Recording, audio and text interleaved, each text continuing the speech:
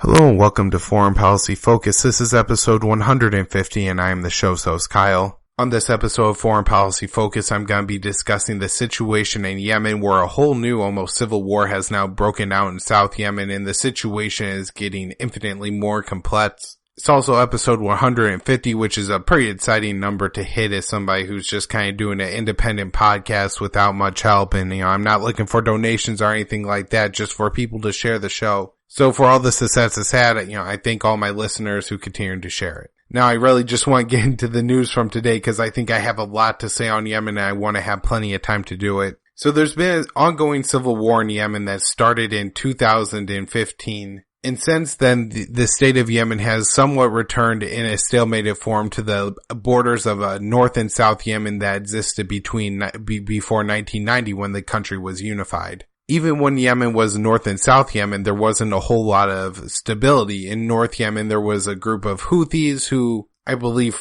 fought wars against the central government in Sana'a, and then continued to fight wars against the central government in Sana'a even after Yemen was unified. And then in South Yemen, there was a disagreement between groups who wanted to unify Yemen and people who wanted to remain their own separate state. I think the people wanting to remain their own separate state were the majority of the communists. South Yemen was a communist state and was in the USSR orbit, and people who have listened to the show in the past know this because this is where the Houthis, who are, the rebel group in North Yemen now, they have ballistic missiles, and those come from the Scud missiles sold to Yemen by both North Korea and the USSR's Cold War proxy stuff. So the man who would go forward to be elected as the first president of Yemen that wasn't Salah, and that is Hadi, who was backed by Saudi Arabia and forced to flee the country several times. The last time I believe he was placed under house arrest in Saudi Arabia, and I'm not sure if he's still there or in South Yemen.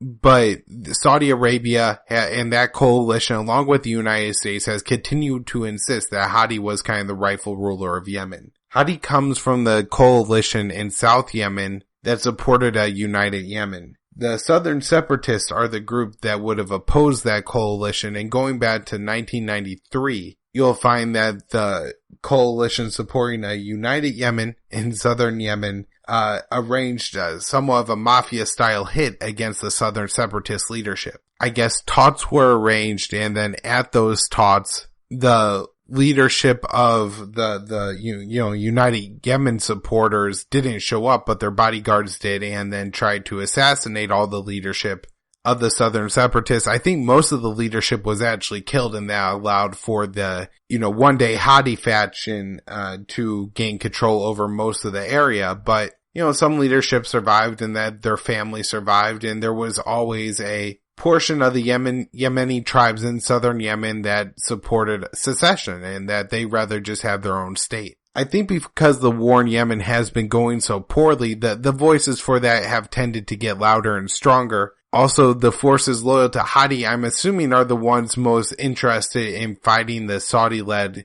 war against the Houthis, and have probably been taking a lot of casualties there. For about a year now, I guess, I've been hearing the suggestion that the UAE was starting to back the Southern Separatists and would support a situation in Yemen where the state once again breaks into two.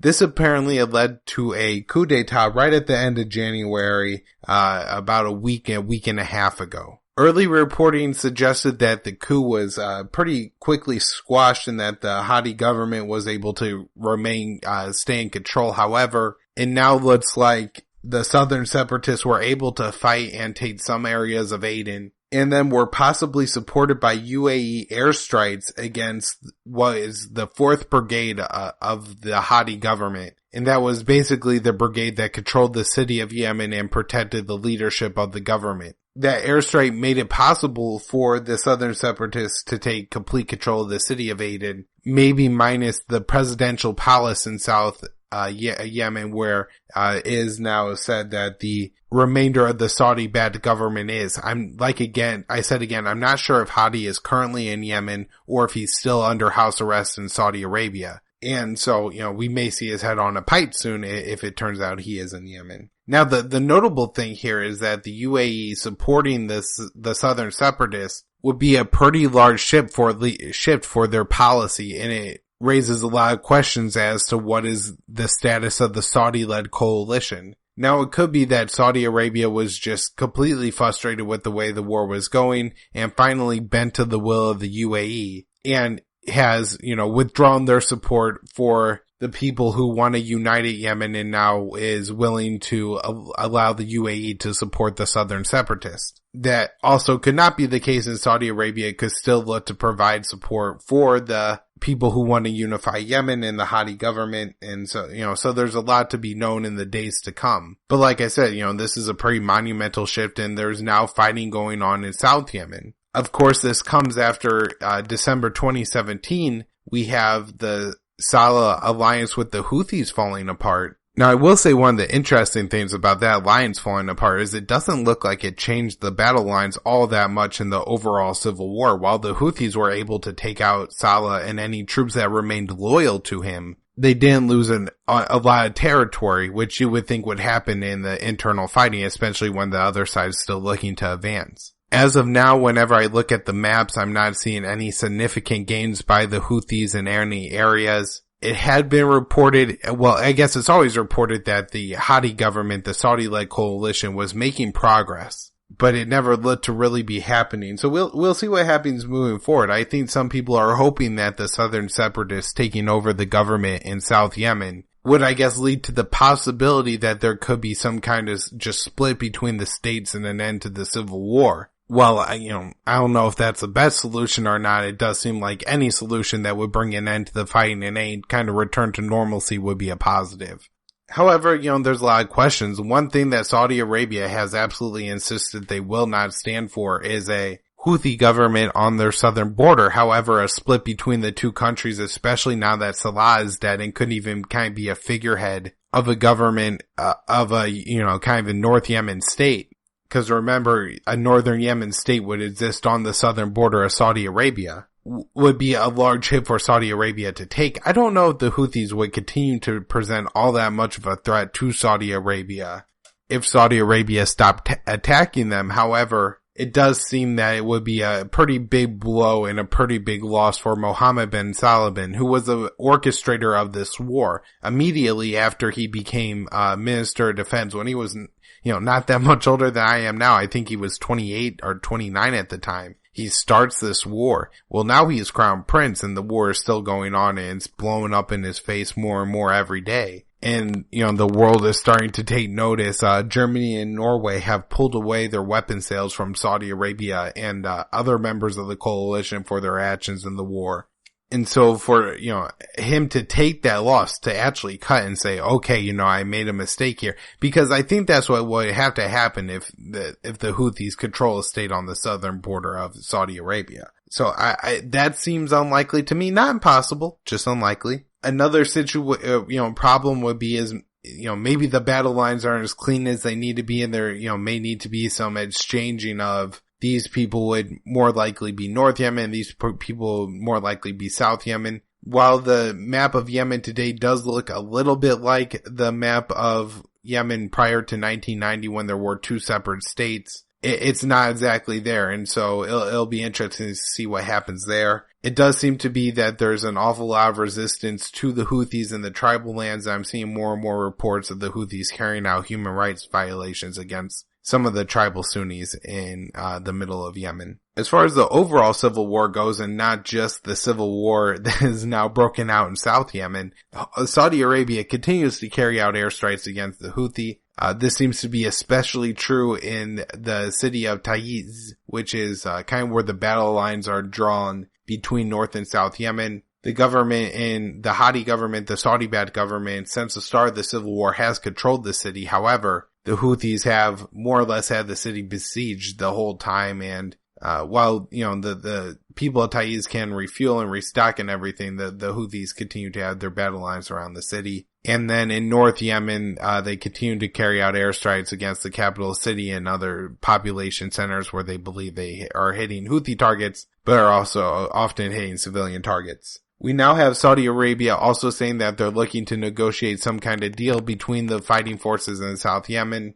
Don't know if that's going to be possible or what's going to happen there. Another note I've just, kind of noticed, and from looking at the trends of what's going on in Yemen, it does seem like the Houthis are using more ballistic missiles than they have been before, or at least more frequently. So maybe this has something to do and is a sign of what's going on because Salah is no longer alive and maybe controlling those missiles. Or maybe the Houthis are really thinking that they could force Saudi Arabia's hand into a solution if they could shoot enough ballistic missiles into Saudi Arabia. I want to talk about the humanitarian situation in Yemen, which does seem to be improving maybe a little bit, and I don't want to sound too optimistic when I say improving. One of the reasons the situation in Yemen may not be getting worse and actually improving a little bit is because some cranes have been delivered to the port of Hodeidah. This port is critical to importing aid and trade, commercial trade, food, medicine, everything people need, fuel to survive. And Saudi Arabia had destroyed those cranes in the early days of the war that,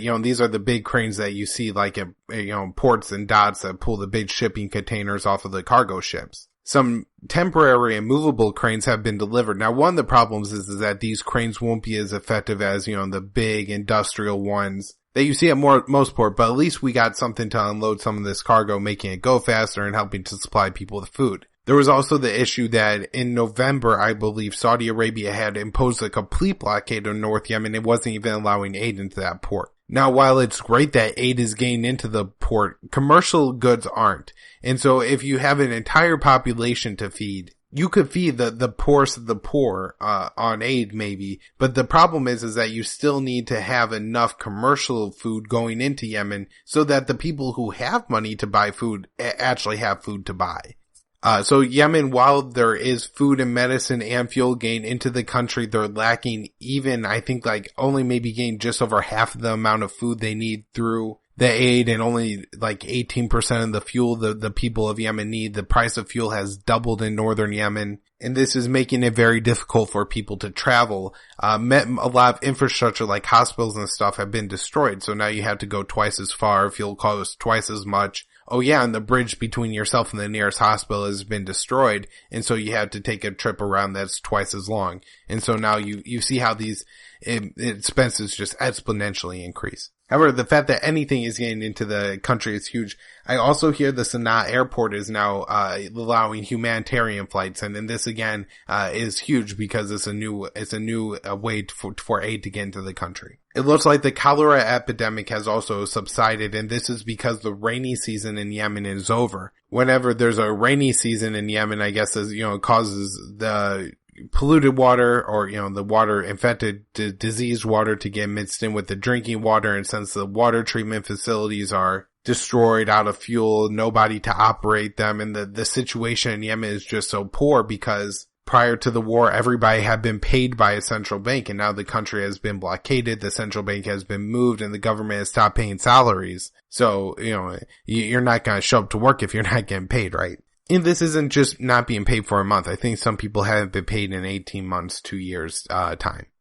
Scott Horton did a interview with a Doctors Without Borders hospital worker, and he said that the 2,000 dead number from the cholera epidemic sounds correct to him. And so this is good. I mean, I had thought it would be a lot more. Looking at when I saw the 2,000 number the first time, I think there was about 250,000 to 300,000 estimated cases of cholera. I had thought that, that would mean that if you multiplied it all out, then you would get 6,000 or so people who had died. However, it looks like, just because the way to treat cholera is so simple, and there also may have been a slight inflation in the number of cholera cases counted, and this is because it's really hard to test for cholera, especially in a country where you're not having a lot of food and fuel to just feed people. And so things that were, labeled suspected cases of cholera were just that, they may have been some other type of flu or disease. The political situation in Yemen, I can say, is getting better. It doesn't seem to be getting worse.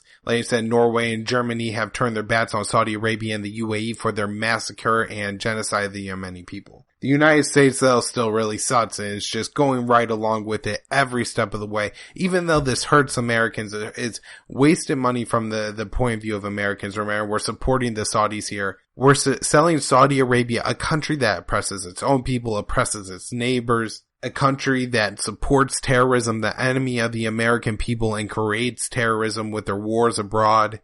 And even though it hurts Americans, our government continues to support their war efforts anyways. And of course they benefit because, the American people are going to spend all their tax dollars on the R&D so Lockheed Martin could build the new jet, which they're then going to turn around and sell to Saudi Arabia, cheaper than Saudi Arabia could ever build it themselves. And it's the American people that paid for this new plane. Yet it's being sold to somebody who will use it to our own detriment. Want to talk a little bit about Syria and update the situation with Operation Olive Branch. Operation Olive Branch is a Turkey-led military engagement. Turkey allied itself with some Syrian rebel groups, mostly those that are known as the Turkish Shield Syrian rebels and the Free Syrian Army Syrian rebels, but this may be in name only, and it's just that Turkey doesn't want to openly too much out itself as an ally of Al-Qaeda, the Al-Nusra Front in Syria. Anyways, it looks like Turkey and their allies are making some gains in the Afrin province, but it's not going quickly by any means.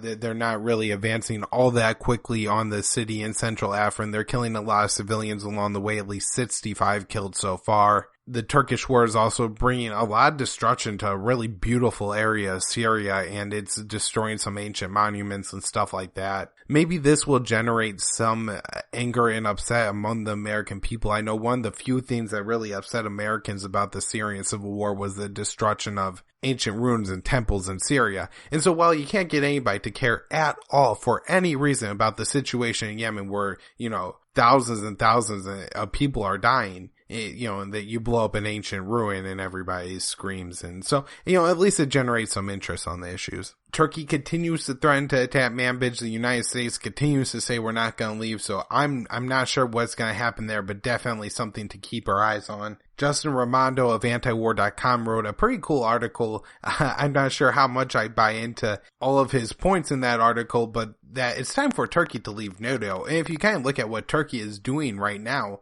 they're directly butting up against U.S. interests in buying Russia-made S-400 air defense systems. And so at that point, I know, I don't agree that, NATO has a real purpose in fighting Russia, and I think NATO should be dissolved. However, the stated purpose of NATO is to counter Russia.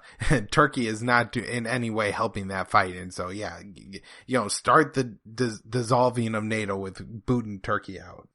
In that article, Raimondo describes Erdogan as a madman, and maybe not as a madman, but I think he calls him a nut job and kind of implies that he has crazy imperial ambitions. I don't know how true that is, and I always shy away when people now label leaders that way, especially seeing what happened with Saddam and how they label Kim in North Korea and the Ayatollah or Rouhani in Iran. And so I want to be careful with that label, but it does seem to me that if there's anybody that has kind of ambitions to span their borders right now, it's not necessarily Iran or Russia, who the United States is constantly accusing of being aggressive and trying to, steal from their neighbors, but it's Turkey, who continues to, or at least had troops unwelcomely stationed in northern Iraq. Those troops may not be so unwelcome at this point, but for a long time they were occupying northern Iraq without permission, and Syria. One of the remaining questions about what's going to happen with Operation Olive Branch is what side is Turkey going to, or the Syrian government and Assad going to end up taking? It seems for now that they're kind of willing to sit back and wait for Assad to make them a good offer. But as I pointed out the last show, that one of the big, not the last show, it was a few shows ago, but I pointed out that one of the big things about Operation Olive Branch is putting Assad and Russia in kind of a strategic position here, where both sides could use them to sway the fight. And, that gives them a very critical role and an upper-handed role in any negotiations with either the Kurds or Turkey. This invasion isn't super popular in Turkey. Up to 300 people have now been arrested for protesting the invasion of Afrin. So again, looks like Erdogan's using this as an opportunity to crack down probably some strategic arrest on, his political rivals, especially in the PKK. The PKK continues to fight against Turkey, and according, I believe, to Reese Erlich, who was on the Scott Horton show, said the fighting there is pretty intense right now. Elsewhere in Syria, civilians continue to die in Idlib province and in East Syria by airstrikes from Assad, Russia, and the United States. Want to talk about Afghanistan a little bit. We have Lieutenant General McKenzie, who I believe is at the Pentagon with the Joint Chiefs, saying that the U.S. troops are being put on the front lines in Afghanistan, and it's going to be more dangerous up there for them. And so, this looks to be one of those policies that's going to end up being really bad and really, not good for the American death toll in the Afghan war. Time to come home, everyone. That's all I can say. We had, I think I discussed this a little bit on one of the past two shows, but an ambulance bombing in Kabul, over 100 people dead. And, the situation in Afghanistan is just getting so bloody and so tragic. The Afghan government is now blaming I believe the ambulance bombing and the recent attack on the training center in Kabul that killed 11 Afghani police, as saying those terrorists were trained in Pakistan, and just adding more pressure to for the United States and the Trump administration to place on Pakistan. And I've talked about before how this is unfortunate because of the balance of power in South Asia, and we have, several nuclear states all at odds with each other, China, Pakistan, and India. Last thing I want to mention, in Libya, and it looks like there's a rising Islamist threat there, especially in central Libya, outside of the city of Sirte, which of course under the last years of the Obama administration, in 2016, Obama waged a second war in Libya, this time against the Islamic State. And so, man, if they would just go and retake the city of Sirte, it would show the absolute futility of the American interventionism policies, and every time it just blows up in our face worse and worse and worse. Alright, that's where I'm going to wrap up the show for today. I hope everybody's enjoying it. Got the 1 year anniversary show coming up. If anybody has any suggestions for what they like to do for that show, I'm going to do something a little bit different. Join the Facebook group Foreign Policy Focus and post in there. You can find the show at foreignpolicyfocus.libsyn.com, thelibertarianinstitute.org, Libertarian Union on Facebook, at KYAAALE on Twitter. Personal website is kylesfilesblog.com. I do a daily news roundup there that also gets posted at the Libertarian Institute. And I think that's it for the plugs. Oh yeah, give me a rating and review on iTunes. I really appreciate it. Got a couple new ones. Always so excited when that happens. So thanks everybody.